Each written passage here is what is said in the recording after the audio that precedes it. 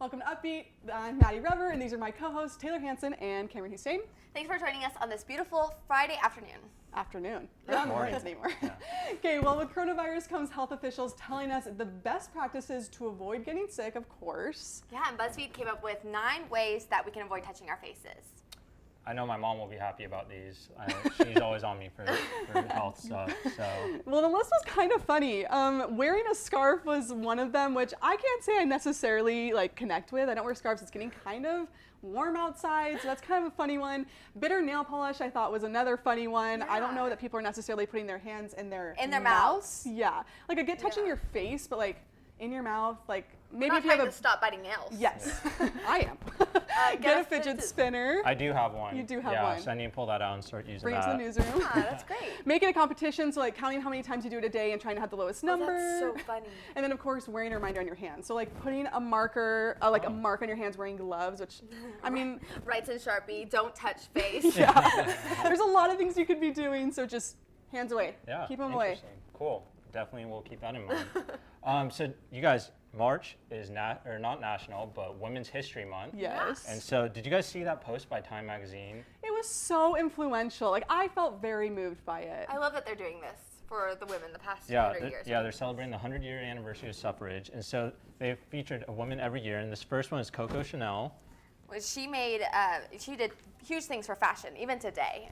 And Frida Kahlo, Mexican painter known for her self-portraits, and she also survived a tragic accident. I remember my teacher in high school telling me about that, so shout out Miss Martinez. Shout out Miss Martinez. And to you, who cured malaria, which is a huge deal, so that's great. We're big fans of her. We like her. My next one is Ruth Bader Ginsburg. So Ruth is just my idol in so many ways, but she just made it possible for women to be able to have access to so many things. Yeah. And she's just my girl. And she went through, and she taught at Rutgers, which is where most of my family is right now. Fun. And then J.K. Rowling, Harry Potter, of all course. The Potterheads. Yeah. Oh man, she's so influential for all those Harry Potter fans.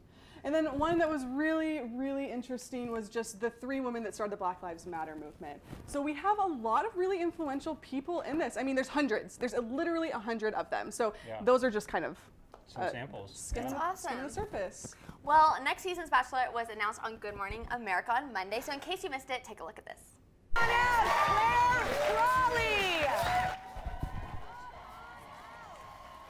Awesome, and so here you can see that Claire Crawley is the next Bachelorette, and lots of discussion has happened about this because she's 38 years old, and the average of the women on The Bachelor right now is 25. The average age. That's a big the average age difference. Yeah, and so a lot of people are talking about, what the age of the guys will be, or if this is right for her. I don't know, what do you guys think?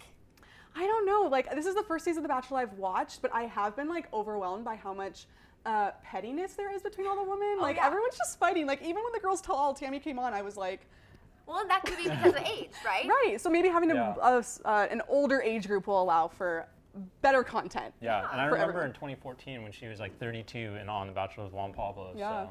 Yeah, so we'll look forward to that.